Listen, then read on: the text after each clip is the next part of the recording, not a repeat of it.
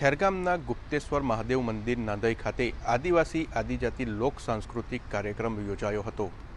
આદિવાસી આદિજાતિ લોક સાંસ્કૃતિક કાર્યક્રમ નિમિત્તે ગુજરાતી અસ્મિતા અને ધરોહરને સંવર્ધિત કરવાના વિનમ્ર પ્રયાસ કરી આદિવાસી લોકનૃત્ય અને ડાંગી નૃત્ય કલાકૃતિને જાળવી રાખવા રમતગમત યુવા અને સાંસ્કૃતિક પ્રવૃત્તિઓ વિભાગ ગાંધીનગર હેઠળની ગુજરાત રાજ્ય સંગીત નાયક એકેડમીના સહયોગથી તથા પ્રયાસ ચેરિટેબલ ટ્રસ્ટના સંયુક્તતાથી આ કાર્યક્રમનું આયોજન ખેરગામ તાલુકાના નાંદઈ ગામના ગુપ્તેશ્વર મહાદેવ મંદિરના પટાંગણમાં કરવામાં આવ્યું હતું। કાર્યક્રમમાં ઉપસ્થિત મહેમાનો દ્વારા દીપ પ્રાગટ્ય કરી શુભ શરૂઆત કરવામાં આવી હતી।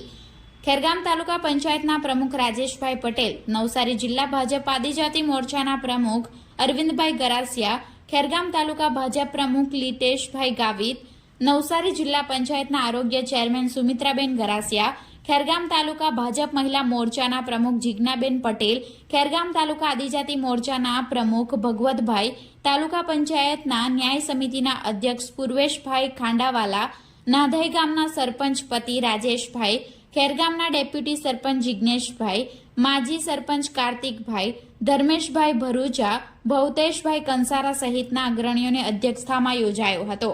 આદિવાસી આદિજાતિ લોક સાંસ્કૃતિકમાં કાર્યક્રમમાં આદિવાસી ડાંગી સહિતની વિવિધ 8 જેટલી કૃતિઓ રજૂ કરવામાં આવી હતી। આ તમામ કૃતિઓને ઉપસ્થિત મહેમાનોએ બિરદાવી હતી।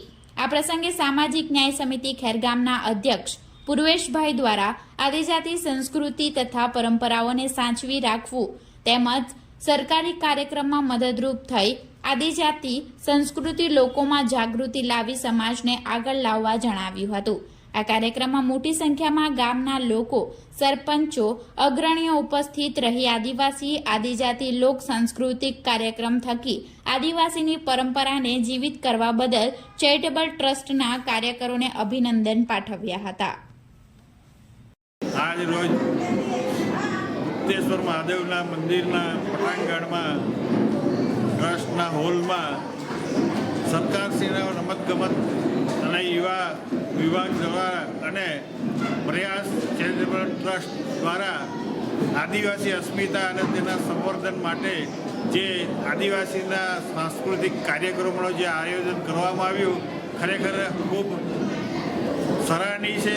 અને આદિવાસી વિભાગમાં આ પ્રમાણે સતત સરકારશ્રી દ્વારા પ્રોગ્રામ થતા રહી અને એનજીઓને જોઈન્ટ કરીને પણ આદિવાસી અસ્મિતાને સતત જાગૃત રાખે, સતત સંવેદનશીલ રાખે એ ખૂબ જરૂરી પણ છે। અને આદિવાસી સંસ્કૃતિનું જતન કરવું, પ્રકૃતિનું જતન કરવું, જંગલનું જતન કરવું ખૂબ અનિવાર્ય છે। હાલના આપણા વાતાવરણને ધ્યાનમાં રાખીને પણ આદિવાસી સંસ્કૃતિનું જતન કરવું ખૂબ જરૂર છે।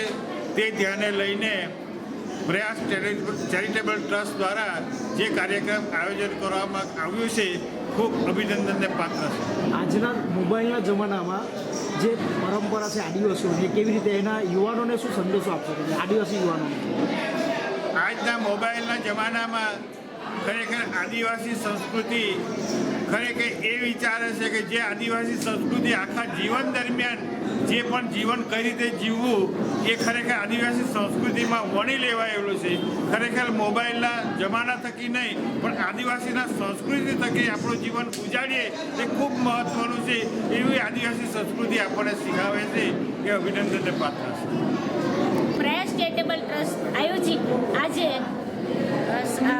રમતગમત અને ગાંધીનગર આયોજિત આ કાર્યક્રમમાં રાજ્ય સરકાર દ્વારા આદિવાસી સાંસ્કૃતિક કાર્યક્રમનું આયોજન ગુપ્તેશ્વર મહાદેવ મંદિર ખેરગામ તાલુકામાં આયોજિત કરવામાં આવ્યું હતું। એમાં આદિવાસી નૃત્યથી લઈ લોકગીતથી લઈ જુદી જુદી 8 કૃતિઓને રજૂઆત કરવામાં આવી હતી।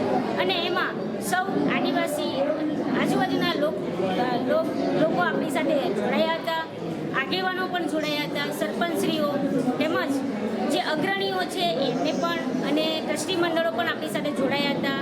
તેમજ આ સમાજમાં એટલે આદિવાસી સમાજ સાથે જોડાયેલા જે અગ્રણીઓ છે અને રાજકીય રીતે જોડાયેલા ખેરગામ તાલુકાના ભાજપના દરેક મિત્રો બધા જ અમારી સાથે આ કાર્યક્રમમાં જોડાઈ આ 8 કૃતિઓને સરસ રજૂઆત થઈ હતી અને સૌએ સરસ નિહાળી અને આ આદિવાસીનું જે લોકનૃત્ય છે એને